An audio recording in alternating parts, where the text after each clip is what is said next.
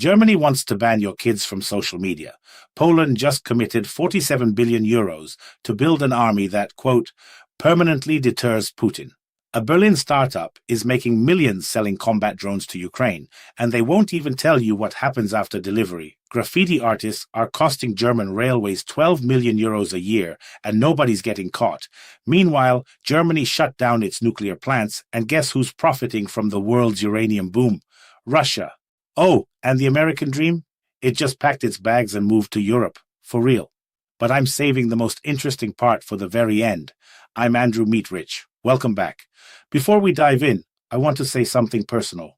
Every story you hear on this channel goes through hours of research and fact-checking. We don't cut corners. We don't chase clicks with fake headlines. And that takes time, energy, and honestly, a lot of coffee. So if this matters to you, if independent reporting from Europe matters to you, hit that like button, subscribe if you haven't, and if you really want to support the work, consider using YouTube's Super Thanks feature or sponsoring the channel. It keeps us going. It keeps this honest. Now stick around, because what's coming at the end of today's episode, I promise you won't want to miss it. Let's start with Germany, because of course it's Germany. The SPD, that's the Social Democrats, just proposed a full ban on social media for every child under 14. Not restrictions, not parental controls, a ban. And for kids between 14 and 16, they want a, quote, strict youth version of these platforms. Now, Chancellor Merz, he actually called the idea reasonable, and he went further. He said if the European Union doesn't pass a continent-wide ban by this summer, Germany is ready to go it alone. Just like that. One country, one decision, done. But here's where it gets complicated. Constitutional lawyers in Germany are furious. They say this directly violates Article 5 of the Basic Law, which guarantees freedom of expression. And several experts pointed out something almost embarrassing, that an existing law called the DCA already gives authorities the power to demand removal of harmful content. So the tools are already there. They're just not being used. Parents are angry too, by the way, not because they love TikTok, but because they feel the government is trying to parent their children for them. And you know what makes this truly ironic?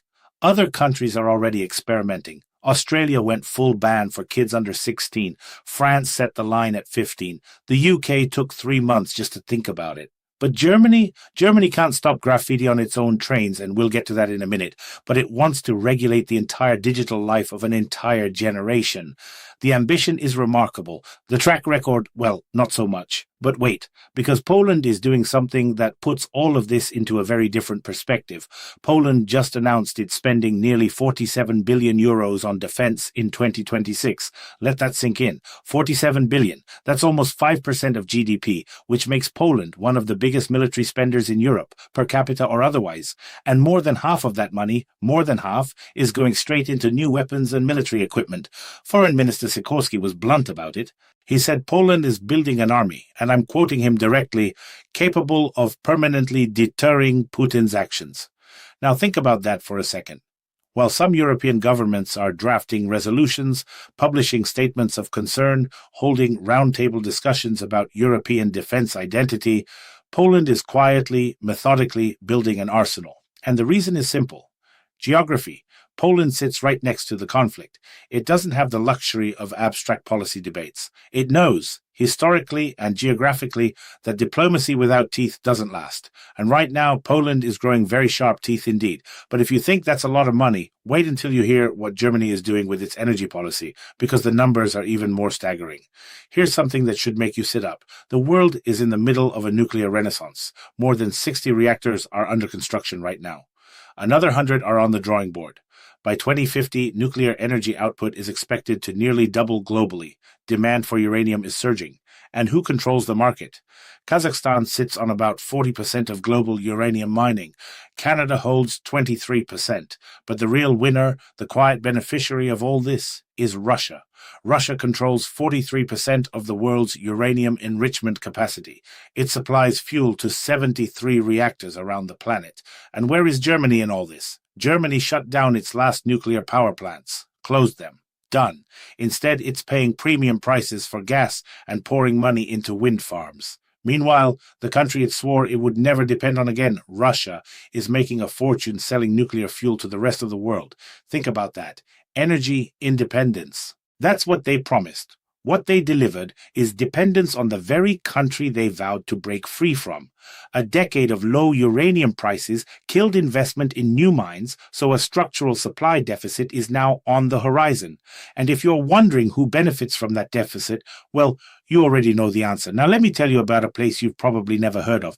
There's an old factory in Berlin's Tegel district. It used to make, I don't know, probably car parts or something unremarkable. Now it's home to a startup called German Drones, and they're producing combat drones for Ukraine. Their flagship model, the Songbird, takes off vertically, carries a camera with 80 times zoom, a thermal imaging system, and a target acquisition range of 5 kilometers. Since 2022, this company has pulled in tens of millions of euros in revenue. But here's the new thing. They just developed an interceptor drone called Tailwind. Range over 400 kilometers. It can ram or detonate other drones mid-air. That's not a toy. That's a weapon. And when journalists asked about the explosives, the company's answer was perfectly German in its precision and perfectly evasive at the same time. Quote, "What happens after delivery is no longer our concern. The company doesn't even test its products in Germany because, and this is the part that really gets me, it's too expensive and too bureaucratic. So Germany's own defense industry can't operate efficiently inside Germany. A Berlin startup is turning the Bundeswehr's bureaucratic paralysis into a multi-million euro business model. If that's not a headline, I don't know what is. But here's something closer to home that might shock you even more. 12 million euros. Every single year. That's what graffiti vandalism costs Deutsche Bahn, Germany's national railway, and the numbers are only getting worse. Berlin alone recorded 1,983 cases of railway graffiti in just the first 10 months of 2025. Munich had 872. Hamburg, 515. Cleaning a single train car costs 5,000 euros. 5,000. And that doesn't even count the downtime, the cancelled services, the passengers left stranded. If you think that sounds bad, listen to this. On New Year's Eve, someone set off fireworks at a Berlin train station that caused a fire with 300,000 euros in damage. Trains on that line didn't run for an entire month. According to federal police, the typical vandal is a male between 21 and 45 years old, motivated almost entirely by social media attention, likes, followers, clout. And here's the kicker, they almost never get caught. When self-expression costs 12 million euros a year and paralyzes public transport for millions of people, it's not art. It's a very expensive hobby paid for by taxpayers. Speaking of Germany and change, there's an election coming that could shake things up in ways nobody expected. If you're still watching, good, because this one is genuinely fascinating. Baden-Württemberg goes to the polls on March 4th, and the situation is, I'll say it plainly, unpredictable. The CDU put forward Manuel Hagel, a 37-year-old former banker that honestly almost nobody outside of local politics has heard of. His opponent, Cem Özdemir from the Greens, 60 years old, one of the most recognized politicians in the entire state, 79% name recognition. The Greens surged 5 points in the polls and nearly caught up with the CDU. The gap? 1 to 2%. That's it. Now, here's the interesting part. Özdemir is running his campaign without even showing the Greens logo. He's positioning himself as business-friendly, pragmatic, essentially running away from his own party's brand. The AfD sits at about 18%, but has zero chance of joining any coalition. The SPD is drowning at 7 to 9%. And then there's this strange comment from former federal president Christian Wulff, who declared that after 12 men, it's time for a woman as head of state. One wrong move and this 37-year-old CDU favorite could either become the youngest minister-president in the state's history, or the most quickly forgotten candidate anyone has ever seen. And now for what I promised you, the story I saved for last, because honestly, it's the one that stopped me in my tracks. According to the Wall Street Journal, in 2025, nearly 3 million people left or were deported from the United States, while only 2.6 million arrived. That's a net loss of roughly 150,000 people. And here's the thing, that hasn't happened since the 1930s. The 1930s. Think about what was happening back then. Many of those who left moved to Europe. The Wall Street Journal itself put it this way: the new American dream is to leave America.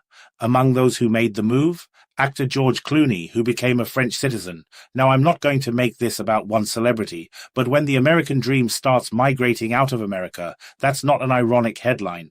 That's a demographic shift with real consequences. People don't leave the most powerful country on earth because things are going well. They leave because something fundamental has changed in how they see their future. And when they're choosing Europe with all its chaos and graffiti and banned TikTok accounts, that tells you something about the state of both continents right now.